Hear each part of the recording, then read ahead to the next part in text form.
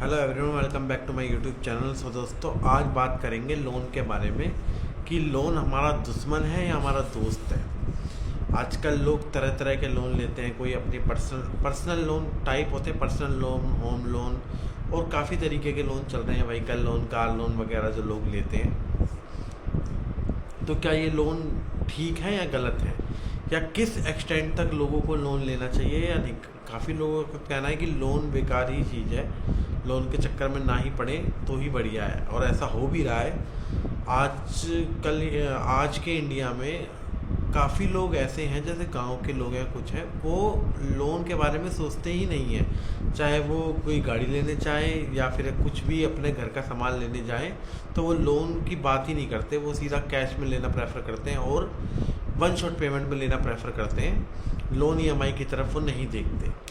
तो क्या है ये सोच, क्या लोन एक ऐसी चीज़ है जो बाद में जाके जंजीर बन जाती है और लोग उसमें फंसते चले जाते हैं। तो इसी पे बात करते हैं कि लोन आजकल के लोग किस तरीके के लोन लेते हैं। तो आजकल क्या हो रहा है, लोग अपनी पर्सनल नीड को पूरा करने के लिए भी लोन ले रहे हैं। जैसे कि घर का खर्चा चलाने के लिए वो लोन ले रहे हैं, घर का रेंट पे करने के लिए वो लोन ले रहे हैं, या फिर कुछ भी ऐसी एक्सपेंसिव चीज़, लग्जरी चीज़ जिसकी कोई डेली लाइफ में कोई नीड नहीं है, लेकिन लोन लेके उसको पूरा किया जा रहा है। लोन लेके वो सोचते हैं कि हम इसको धीरे धीरे, मान लो कोई चीज़ 20,000 रुपये की है, आज उन पे पैसे नहीं है, वो 10 महीने की, 12 महीने की किस्त की 1800-1900 रुपये की किस्त बनेगी तो ले लेते, क्या बड़ी बात है। 40,000 सैलरी, 1800 रुपये कट जाएंगे तो क्या ही हो जाएगा। तो यहीं पर आके लोग फंस जाते हैं। वो क्या करते हैं कि अपनी डेली नीड्स का 10,000 का सामान ले लिया इस महीने, उसको 3 महीने में डिवाइड कर दिया, उसको बढ़ते रहेंगे। तो यहीं पर आके लोगों की सबसे बड़ी गलती होती है। और एक तरफ है बिजनेसमैन या फिर कोई ऐसा बंदा कि वो जॉब कर रहा है, उसने लोन इस पर्पज़ से लिया कि वो उसको कहीं इन्वेस्ट करेगा। फॉर एग्जांपल, लोन की टोटल इंटरेस्ट है आपका 10% पर एनम, लेकिन आपने उस लोन को लेकर ऐसी जगह इन्वेस्ट किया जहाँ से आपको रिटर्न आ रहा है 15%। तो एट द एंड आप कमा के ही निकलोगे इसके अंदर से। ऐसी इन्वेस्टमेंट लोग ढूंढते हैं। ठीक है यार, आजकल जिनका क्रेडिट स्कोर अच्छा है उनको 9-10% पे पर्सनल लोन भी मिल जाता है। होम लोन तो है ही, होम लोन तो इससे भी कम पे मिल जाएगा, लेकिन पर्सनल लोन भी आजकल इतने पे मिल जाता है। वो इस पैसे को आगे कहीं जाके इन्वेस्ट करते हैं और उसके रिटर्न से ही ईएमआई भी भरते हैं, और जो उसका ब्याज होता है वो भी निकाल देते हैं और अपनी जेब के लिए भी बचा लेते हैं अलग से। तो यहाँ पर तो ये लोग तो बड़े सक्सेसफुल हैं कि ठीक है यार, लोन अच्छी चीज़ है, लेकिन वो बंदा जो अपने घर के खर्चे पूरे करने के लिए, अपने शौक को पूरे करने के लिए लोन लेता है। एक एग्जांपल हो रहा है कार लोन। वैसे तो देखो, कार लोन कोई लेना कोई गलत नहीं है, क्योंकि 10-15 लाख रुपए आप वन शॉट दोगे, उससे अच्छा कोई बात नहीं, थोड़ा बहुत लोन ईएमआई में चला जाएगा, ऐसी कोई दिक्कत नहीं है। लेकिन आप अफोर्ड कर सकते हो 10 लाख रुपए की कार। आप शोरूम जाओगे, जब आपको एक महंगी चीज़ होती है, ऑब्वियसली उसमें फीचर्स ज़्यादा होते हैं और लुक में अच्छी होती है, कंफर्ट होता है, काफ़ी चीज़ें होती है। कार तो आप 1 करोड़ की ले लो, 10 करोड़ की ले लो या 10 लाख की ले लो, आपको फ़र्क तो ज़रूर मिलेगा। और आप 10 लाख का बजट है आपका, आप शोरूम गए, आपको शोरूम वाले ने ऐसी कार दिखा दी जो कि 14 लाख की है या 13, ज़्यादा नहीं, उनको पता है कि जब कोई बंदा कोई चीज़ खरीदने आता है 2-3-4 लाख रुपए ऊपर की चीज़ ले ही लेता है। उसने आपको ऐसी कार दिखा दी, या फिर जो कार आपको पसंद थी उसी का टॉप वेरिएंट दिखा दिया, जिसके अंदर पावर विंडो है या सनरूफ है या फिर ऑटोमेटिक है, काफ़ी चीज़ें हैं उसके अंदर। तो लोगों का मन ऐसे होने लगता है, यार ठीक है ये ले लेते, जब इतना खर्चा हो ही रहा है तो ईएमआई लोन करवा लेंगे।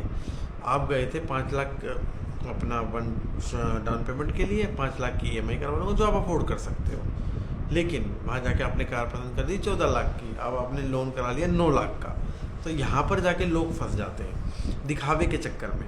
अगर आप दिखावे के लिए लोन ले रहे हो तो आपका फंसना 101% तय है।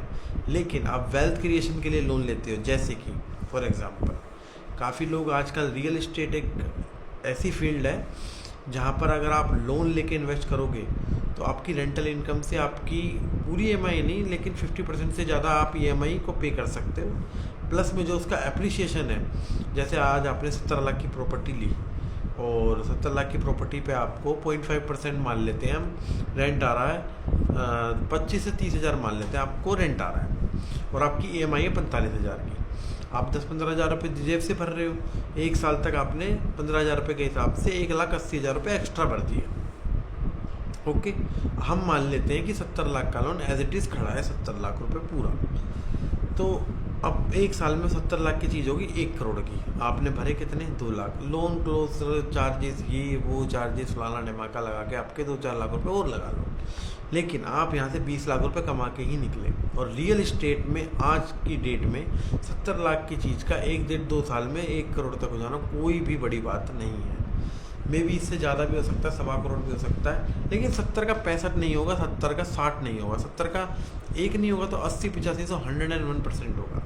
तो ये जो लोग कर रहे हैं वो फिर भी सक्सेसफुल है। और इसके अलावा भी और भी इन्वेस्टमेंट्स हैं, लोग शेयर मार्केट में करते हैं, वो नहीं जो इंट्राडे कर रहे हैं या फिर ऑप्शन ट्रेडिंग कर रहे हैं, वो लोग तो भैया बर्बाद हो जाते हैं। लोन भी चला जाएगा, उसकी EMI भरते रहेंगे, सैलरी से जो आ रहे हैं वो भी वहीं जा रहा है इंटरेस्ट में, वो लोग कभी कामयाब नहीं हो सकते। आप लोन से बैटिंग नहीं कर सकते, जुआ नहीं कर सकते, लेकिन लोन लेके आप एक इन्वेस्टमेंट अच्छी लेकिन जो लोग एग्जाम्पल इन चीज़ों के देखते हैं ना, वो लोन लेने से ही कतराते हैं। यार लोन लेंगे तो फंसना 101% है, हम बच ही नहीं सकते, कोई चांस ही नहीं है। लेकिन आजकल लोग क्या कर रहे हैं, जिनकी अच्छी प्रोफाइल है, अच्छी जॉब प्रोफाइल है, जिनको अच्छा खासा लोन मिल सकता है 1-1.5 करोड़ का, वो बंदे ले रहे हैं और उसको अच्छी जगह इन्वेस्ट करके उस साइकिल को कंप्लीट करते हैं। हर साल 2 साल में चलाते रहते हैं। वेल्थ क्रिएशन उनका होता ही रहता है। आज उनकी नेटवर्थ 1 करोड़ की है, फिर 2 करोड़ की, 3 करोड़ की, 4 करोड़ की, 10-15 साल में अच्छा खासा वो इनकम जनरेट कर लेते हैं। फिर आप मान लो स्टार्टिंग में आपने पे कुछ भी नहीं था, आपने 1 करोड़ का लोन लिया, धीरे धीरे करके 5-1 साल में आपने अपने 60-70 लाख रुपए बना लोगे। फिर उसको इन्वेस्ट करोगे तो फिर जो आपकी मल्टीप्लाई होगा, कंपाउंडिंग जो पावर है, क्योंकि अपना पैसा आने के बाद वो भी जुड़ेगा, लोन का है वो भी जुड़ता चला जाएगा।